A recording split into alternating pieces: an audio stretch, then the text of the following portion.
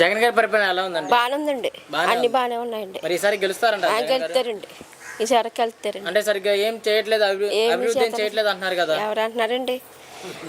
బాగానే చేస్తున్నారండి, అన్ని బాగానే చేస్తున్నారు.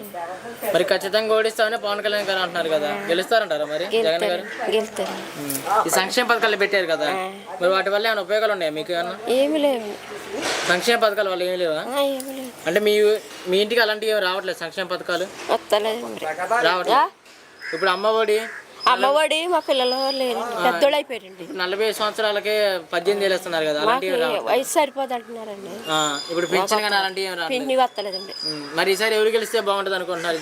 అదే జగన్ గారు. ఎందుకనండి? ఇప్పుడు మీకు ఎలాంటి పరిపాలనకి అన్ని బాగానే ఉన్నాయండి. మీ కుటుంబానికి ఎలాంటి అభివృద్ధి లేదు, ఎలాంటి లబ్ధి లేదు. మరి అయినా కానీ వస్తున్నాయి చెప్తున్నాను కదా. మరి అయినా కానీ జగన్ గారు ఎందుకు కావాలనుకుంటున్నారు? అదండి అన్ని బాగానే ఉన్నాయని అంటున్నామండి. మరి చంద్రబాబు గారు అన్నారు ఈసారి నాకు ఛాన్స్ ఇవ్వండి, మంచిగా ఇంకా చేస్తా అంటున్నారు కదా. ఈసారి చంద్రబాబు గారిని గెలిపించుకుంటారంట? జగన్ గారు అండి. జగన్ గారి పరిపాలన బాగానే ఉంది. మరి ఈసారి గెలుస్తారనుకుంటున్నారా? గెలుస్తారా? మీరు ఎందుకనండి గెలుస్తారు? ఎలాంటి అభివృద్ధి చెందట్లేదు అంటున్నారు కదా.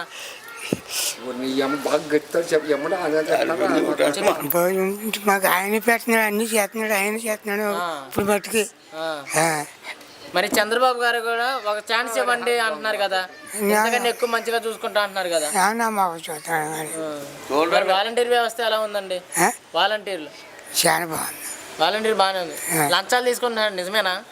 లంచాలు దగ్గర ఎక్కడ తీసుకో దౌర్జన్యం చేస్తున్నారంట. అదేం లేదండి అసలు. మనం మామూలుగా తీసుకున్నది అంతే తప్ప లంచాల కించాలు ఏం తీసుకున్నాం. మరి చంద్రబాబు గారు పవన్ కళ్యాణ్ కలిసి పోటీ చేస్తున్నారు కదా, జగన్ గారు భయపడతారు అనుకుంటున్నారా? జగన్ గారు భయపడతారు అనుకున్నారు వాళ్ళిద్దరిని చూసి? జగన్ జగన్ ఎత్తాడు తప్ప చంద్రబాబు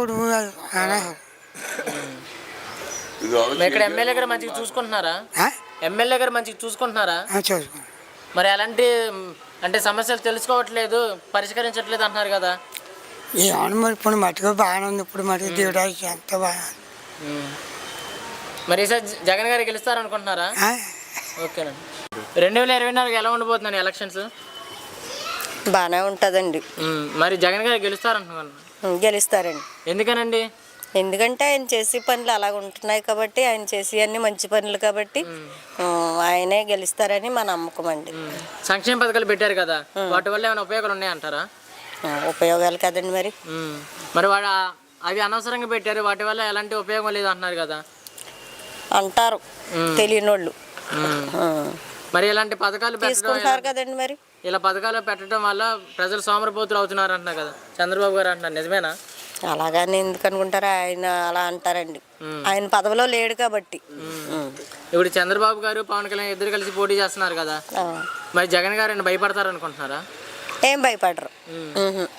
అంటే నీకు ఖచ్చితంగా ఓడిస్తామని సవాల్ చేస్తున్నారు పవన్ కళ్యాణ్ గారు, మరి గెలుస్తారంటారా? గెలుస్తారు, కంపల్సరీ గెలుస్తారు. అంటే ఈ పథకాలన్నీ ఓన్లీ వైసీపీ పార్టీ వాళ్ళకే వస్తాయి, మిగిలిన వాళ్ళకి రావట్లేదు అన్నారు కదా. లేదు, అందరికీ వస్తాయి, అందరికీ వర్తిస్తాయి. ఇక్కడ వాలంటీర్ వ్యవస్థ ఎలా ఉందండి? బాగుంటుంది. అంటే వాళ్ళు లంచాలు తీసుకుంటారు? లేదు లేదు లేదు, అలాంటిది లేదు. అస్సలు దౌర్జన్యం చేస్తున్నారంట? అస్సలేది లేదండి. మరి ఇక్కడ ఎమ్మెల్యే గారు ఎవరండి? ఎమ్మెల్యే గారు రాజు గారు. మరి ఆయన గారు మంచిగా చూసుకుంటున్నారా? బాగానే చూస్తారండి, బాగానే వస్తారు. మరి జనాల గురించి అలా పట్టించుకోరు అంటున్నారు కదా.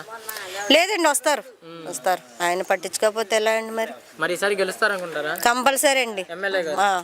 మాకైతే నమ్మకం ఉంది. మరి ఈసారి ముఖ్యమంత్రి ఎవరు వస్తే బాగుంటుంది అనుకుంటున్నారు? జగన్ గారే రావాలి. ఓకేనా? జగన్ గారి పరిపాలన బాగానే ఉంది. మరి ఈసారి గెలుస్తారనుకుంటున్నారు? గ్యారంటీగానే. ఎందుకనండి?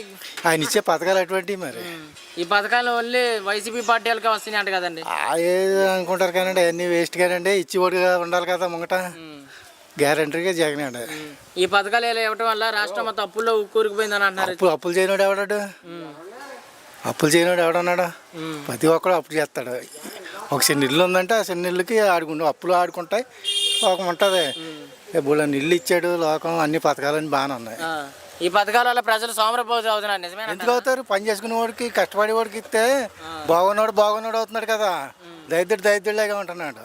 మరి ఇంతవరకు ఏ పార్టీ ఎవడ ఇవ్వలేదు. జగన్ గారు మాత్రం నెంబర్ 1 ఇస్తున్నాడు. మరి ఇక్కడ వాలంటీర్ వ్యవస్థ ఎలా ఉంది? బాగా నెంబర్ 1.